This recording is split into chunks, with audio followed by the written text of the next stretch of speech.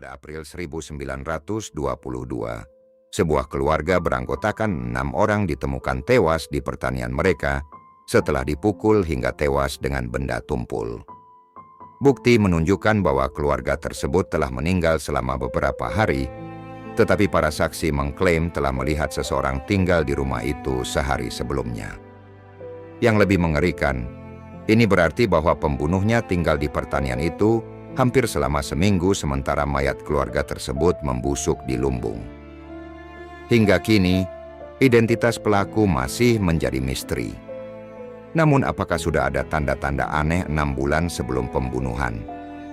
Mungkinkah pertanian tersebut benar-benar berhantu, seperti yang diyakini banyak orang? Ataukah pelakunya adalah seseorang yang dekat dengan keluarga? Hinterkaifeck adalah sebuah pertanian kecil yang dikelilingi oleh hutan dan terletak di antara 2 kota di Bavaria, sekitar 70 km di utara Munich. Keluarga Gruber yang tinggal di sana terdiri dari pasangan suami istri, Andreas, 63 tahun, dan Cazilia, 72 tahun, serta putri mereka yang sudah menjanda, Victoria, 35 tahun, dan 2 cucu mereka, Cazilia 7 tahun, dan Joseph 2 tahun. Mereka juga mempekerjakan seorang pembantu rumah tangga yang tinggal bersama mereka. Keluarga ini tidak terlalu dihormati oleh penduduk kota tetangga karena reputasi mereka yang buruk. Diketahui secara luas bahwa Andreas dan Victoria pernah dituduh dan dihukum atas hubungan inses yang mereka jalani, yang diyakini menyebabkan kelahiran Joseph. Karena inses merupakan tindakan kriminal di wilayah tersebut, Andreas dijatuhi hukuman 1 tahun penjara, sementara Victoria dihukum 1 bulan. Akibat reputasi buruk mereka, keluarga ini hidup menyendiri. Hanya Victoria dan putrinya, Cazilia, yang kerap terlihat di kota. Oleh karena itu, jika mereka tidak terlihat selama beberapa hari, tidak ada yang menganggapnya sebagai hal yang aneh atau mencurigakan. Pada September 1921, pembantu keluarga Gruber tiba-tiba mengundurkan diri. Menurut laporan, ia mengklaim bahwa pertanian itu berhantu, dan ia tidak bisa lagi tinggal di sana tanpa diliputi ketakutan. Ia dilaporkan pernah mengatakan kepada polisi bahwa ia sering mendengar suara langkah kaki dan suara-suara aneh lainnya yang berasal dari loteng kosong pada tengah malam. Meskipun cerita ini sering diberitakan, satu-satunya pernyataan resminya yang dapat ditemukan dalam wawancara polisi adalah bahwa pintu rumah selalu terbuka sendiri setiap tengah malam. Apapun yang ia alami, hal itu cukup membuatnya ketakutan hingga ia memilih untuk pergi. Setelah kepergiannya, Andreas sempat memberitahu beberapa tetangganya bahwa ia tidak percaya dengan klaim pembantu tersebut. Namun beberapa bulan kemudian, ia sendiri mulai mendengar suara-suara aneh yang sama. Ia pun melakukan pencarian di sekitar rumah, tetapi tidak menemukan sesuatu yang mencurigakan. Ia bahkan menolak bantuan dari para tetangganya untuk melanjutkan pencarian lebih lanjut. Menjelang akhir Maret 1922, badai salju melanda pertanian Hinterkaifeck. Saat salju tipis menutupi tanah, Andreas menemukan sesuatu yang mengerikan. Jejak kaki yang muncul dari hutan dan menuju ke ruang mesin di pertaniannya. Kunci ruang mesin tersebut telah rusak beberapa minggu sebelumnya, tetapi Andreas tidak terlalu memikirkannya dan tidak pernah menggantinya. Kini, tampaknya seseorang telah menggunakan ruang itu sebagai tempat berlindung. Andreas segera memeriksa ruang mesin, rumah, dan area pertanian lainnya, tetapi tidak menemukan siapapun. Namun yang membuatnya merinding adalah kenyataan bahwa tidak ada jejak kaki yang mengarah kembali ke hutan. Dalam beberapa hari berikutnya, Andreas juga menemukan sebuah surat kabar yang tidak pernah dibeli oleh dirinya maupun anggota keluarganya. Pada masa itu, surat kabar hanya bisa diperoleh melalui langganan atau dibeli langsung di kota, tetapi tidak ada seorang pun di keluarganya maupun di antara tetangga yang berlangganan surat kabar tersebut. Para tetangga kemudian mengklaim bahwa keluarga Gruber sempat menyebutkan bahwa beberapa kunci rumah mereka hilang dan mereka sering melihat seorang pria berkumis berkeliaran di sekitar pertanian. Pada Jumat, 31 Maret 1922, seorang pembantu baru bernama Maria Baumgartner, 44 tahun, tiba di pertanian keluarga Gruber untuk memulai pekerjaannya. Sayangnya hari pertamanya bekerja juga menjadi hari terakhirnya hidup. Pada 4 April, tidak ada yang melihat keluarga Gruber, tetapi beberapa orang mengamati tanda-tanda kehidupan di rumah pertanian mereka. Namun tanpa mereka sadari, yang mereka lihat bukanlah anggota keluarga Gruber. Pada 1 April, seorang tukang bernama Michel Plokel melihat asap keluar dari cerobong asap dan juga mengklaim melihat seseorang membawa lentera di luar rumah, meskipun ia tidak dapat mengidentifikasinya. Malam berikutnya, seorang petani sekaligus tukang daging bernama Simon Reblander melihat 2 orang asing di tepi hutan, tetapi mereka segera berbalik arah saat ia mendekat. Pada 3 April, kecurigaan mulai muncul ketika seorang tukang pos mengantarkan surat dan menyadari bahwa surat yang dikirim pada hari Sabtu sebelumnya masih belum tersentuh. Keesokan harinya, seorang tukang reparasi bernama Albert Hofner datang ke rumah pertanian untuk memperbaiki mesin di ruang mesin pertanian tersebut. Ia tidak melihat seorang pun dari keluarga Gruber, tetapi memperhatikan bahwa pintu gudang terkunci dan anjing keluarga menggonggong di dalamnya. Saat itu Albert tidak terlalu memikirkan situasi tersebut. Karena ruang mesin terbuka, ia pun masuk dan mulai bekerja memperbaiki mesin. 4 jam kemudian, setelah menyelesaikan pekerjaannya, Albert bersiap untuk pulang. Saat itulah ia melihat bahwa pintu gudang kini terbuka dan anjing telah diikat di luar. Meskipun selama bekerja ia tidak pernah melihat atau mendengar keberadaan keluarga Gruber. Ketika kembali ke desa, Albert menceritakan pengalaman anehnya kepada seorang pemandu lokal, Lorenz Littenbauer. Merasa khawatir karena ia juga tidak melihat keluarga Gruber dalam beberapa hari terakhir, Lorenz memutuskan untuk pergi ke rumah pertanian tersebut bersama 2 temannya sekitar pukul 15.30. Ketika mereka tiba di rumah keluarga Gruber, semua pintu terkunci dan tidak ada tanda-tanda kehidupan di dalamnya. Namun mereka menemukan pintu gudang terbuka. Saat memasuki gudang, mereka langsung menemukan tubuh Andreas, istrinya Cazilia, putri mereka Victoria, dan cucu mereka Cazilia yang berusia 7 tahun, bertumpuk satu sama lain dan tertutup jerami. Lorenz memindahkan tubuh-tubuh tersebut untuk memastikan apakah ada yang masih hidup. Setelah menyadari bahwa bayi Joseph tidak ada di antara mayat di gudang, Lorenz segera masuk ke rumah melalui lorong yang terhubung dengan gudang dan melanjutkan pencariannya. Di dalam rumah, ia menemukan jasad Maria, pembantu keluarga, serta bayi Joseph yang tergeletak tak bernyawa di dalam boksnya. Beberapa jam kemudian, Inspektur Georg Reingruber dari Departemen Kepolisian Munich tiba untuk menyelidiki kasus tersebut. Namun karena jaraknya sekitar 72 km dari Munich, ia memerlukan waktu lama untuk sampai di tempat kejadian. Sayangnya, berita tentang pembunuhan ini menyebar lebih cepat daripada kedatangan polisi. Laporan menyebutkan bahwa banyak warga desa yang berbondong-bondong datang ke tempat kejadian, tanpa sadar menginjak-injak barang bukti, memindahkan benda-benda, bahkan ada yang memasak dan makan di dalam rumah tersebut. Hasil autopsi keesokan harinya mengungkap bahwa seluruh anggota keluarga dibunuh menggunakan kapak atau cangkul besar.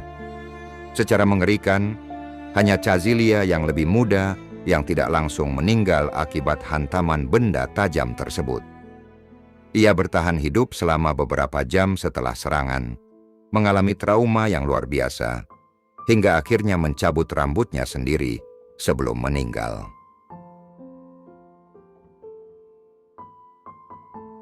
Berdasarkan bukti di tempat kejadian dan wawancara dengan para tetangga, polisi berhasil menyusun kronologi kejadian.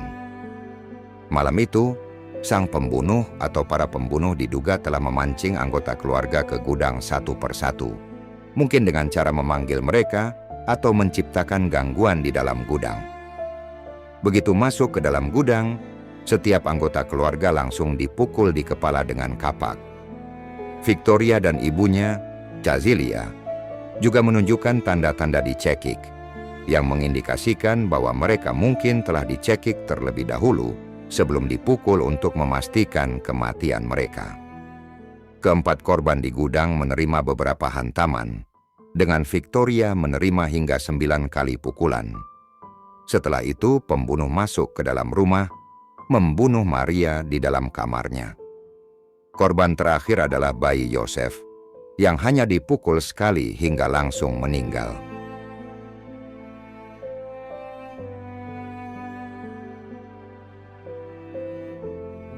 Teori pertama yang muncul di benak polisi adalah perampokan. Dalam sebuah wawancara dengan mantan pembantu keluarga Gruber, Crescens Rieger, ia mengungkapkan bahwa seorang pria bernama Joseph Thaler pernah mengunjungi pertanian itu hampir setahun sebelum pembunuhan terjadi. Joseph Thaler dan saudaranya dikenal di daerah tersebut sebagai pencuri yang telah melakukan berbagai tindakan pencurian kecil-kecilan. Pada suatu malam, Yosef mengetuk jendela kamar Crescens. Setelah mengabaikannya selama beberapa waktu, Crescens akhirnya menyerah dan bertanya apa yang ia inginkan.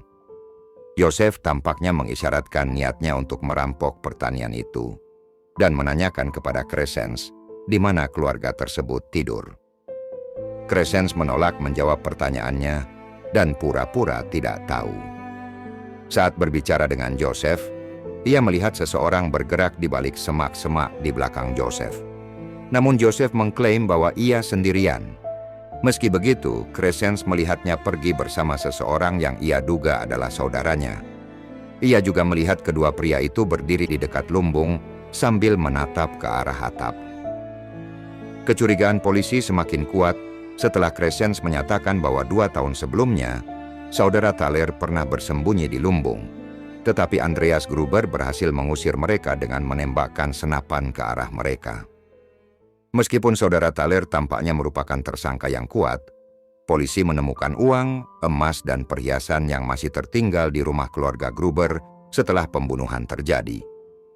Siapapun pelakunya, mereka tidak membunuh demi uang. Tersangka berikutnya yang diselidiki polisi adalah Karl Gabriel, suami Victoria yang telah meninggal dunia. Karl Gabriel diyakini tewas di Prancis pada Desember 1914 selama Perang Dunia I. Namun ketika tersebar kabar bahwa tubuhnya tidak pernah ditemukan, muncullah teori yang lebih aneh mengenai pembunuhan ini. Setelah berbagai upaya penyelidikan gagal menemukan pelaku, beberapa orang mulai berspekulasi bahwa Karl Gabriel sebenarnya tidak tewas dalam perang. Diduga, ia kembali ke pertanian dan mengetahui bahwa Victoria memiliki seorang anak. Entah karena marah atas kemungkinan hubungan insest antara Victoria dan Andreas, atau hanya karena fakta bahwa istrinya memiliki anak dari pria lain, banyak yang percaya bahwa Karl melampiaskan amarahnya dengan membunuh seluruh keluarga. Teori ini, yang tampaknya hanya sekadar spekulasi liar, bahkan ditinjau ulang oleh polisi. Teori ini semakin diperkuat dengan banyaknya laporan dari orang-orang yang mengaku pernah melihat seseorang yang mirip Karl Gabriel di daerah tersebut sebelum dan setelah pembunuhan terjadi. Namun setelah beberapa wawancara dengan mantan tentara yang bertugas bersamanya, polisi akhirnya mengonfirmasi bahwa Karl Gabriel memang tewas dalam perang. Beberapa prajurit mengaku melihatnya tergeletak tak bernyawa setelah terkena serangan mortir di Prancis. Meski demikian, Karl Gabriel masih sering disebut dalam berbagai artikel sebagai tersangka yang mungkin terlibat. Dari sekian banyak tersangka yang muncul selama bertahun-tahun, tidak ada yang memiliki bukti kuat yang menghubungkan mereka dengan pembunuhan ini. Namun tersangka terakhir yang akan kita bahas hari ini, menurut saya, adalah yang memiliki keterkaitan paling kuat. Lawrence Littlebaugh adalah pemandu wisata di desa tersebut dan orang yang menemukan jasad para korban. Namun, ia memiliki hubungan tersembunyi dengan keluarga Gruber yang membuatnya menjadi tersangka paling masuk akal. Reaksinya saat pertama kali menemukan mayat, tindakan memindahkan jasad di tempat kejadian, serta keberaniannya memasuki rumah sendirian membuat banyak orang curiga. Meskipun forensik pada masa itu belum secanggih sekarang, banyak orang sudah tahu bahwa seharusnya mereka tidak menyentuh atau memindahkan jasad korban. Beberapa saksi menyatakan bahwa reaksinya terhadap penemuan mayat juga tidak normal. Ia tetap tenang dan tidak menunjukkan rasa jijik terhadap pemandangan jasad yang berlumuran darah. Selain itu ditemukan bahwa Lawrence memiliki kunci rumah, yang mungkin berkaitan dengan laporan Andreas mengenai kunci yang hilang sebelum kematiannya. Ketika diinterogasi polisi, Lawrence mengaku bahwa alasan ia bereaksi dengan cara yang aneh adalah karena ia sedang mencari putranya, Joseph. Namun polisi menemukan fakta bahwa Lawrence pernah menyangkal bahwa Joseph adalah anaknya. Lawrence mengklaim bahwa ia melakukan ini setelah mendengar rumor mengenai dugaan insest antara Victoria dan Andreas yang membuatnya meragukan ayah biologis Joseph. Upayanya untuk membuktikan ketidakterlibatannya justru berbalik menjadi bumerang. Polisi menemukan catatan bahwa Victoria pernah mencoba meminta pengadilan mewajibkan Lawrence membayar tunjangan anak. Beberapa teori menyatakan bahwa Victoria berhasil memenangkan gugatan tersebut, dan karena Lawrence mengalami kesulitan keuangan serta sudah memiliki keluarga lain, ia membunuh seluruh keluarga Gruber untuk menghindari kewajiban pembayaran. Saksi lain menyebutkan bahwa Lawrence dan Victoria terlihat bertengkar tentang tunjangan dan status ayah Joseph, bahkan pada hari pembunuhan terjadi. Ada juga teori yang menyatakan bahwa Lawrence, yang meyakini bahwa Joseph bukan anaknya, hanya mengakuinya setelah pembunuhan terjadi demi mengklaim kemungkinan warisan. Kurangnya bukti dan tersangka nyata. Terlepas dari semua tuduhan dan teori yang ada, semuanya tetap hanya sekadar teori. Kurangnya bukti nyata membuat polisi tidak dapat menyelesaikan kasus ini. Bagi Lawrence, ia menyatakan bahwa alasannya memindahkan jasad dan reaksinya yang tampak tanpa emosi adalah karena ia terfokus untuk menemukan anaknya. Reaksinya yang tampak tidak biasa setelah kejadian bisa saja disebabkan oleh syok. Dengan tidak adanya bukti yang cukup, polisi tidak memiliki alasan untuk menangkapnya. Meski begitu, banyak orang tetap meyakini bahwa ia adalah pelakunya. Lawrence bahkan berulang kali membawa kasus ini ke pengadilan dan memenangkan banyak gugatan pencemaran nama baik hingga kematiannya pada tahun 1941. Pada tahun 2007, sekelompok mahasiswa Akademi Kepolisian di Jerman menyelidiki kasus ini dengan forensik modern. Mereka berhasil mengidentifikasi seorang tersangka utama, tetapi tidak mengungkapkan namanya demi menghormati keturunannya. Kini, kasus ini telah berusia 100 tahun, dan hampir dapat dipastikan bahwa pembunuhan mengerikan ini tidak akan pernah terpecahkan. Oke, Rumors, sekian untuk pembahasan kasus The Hinterkaifeck Murders of 1922, Germany. Bagaimana pendapat Anda tentang kasus ini? Tinggalkan pendapat Anda di kolom komentar dan mari kembali bersua di pembahasan kasus-kasus kriminal lainnya. Akhir kata, terima kasih sudah mengunjungi channel ini. Jangan lupa like, komen, dan subscribe.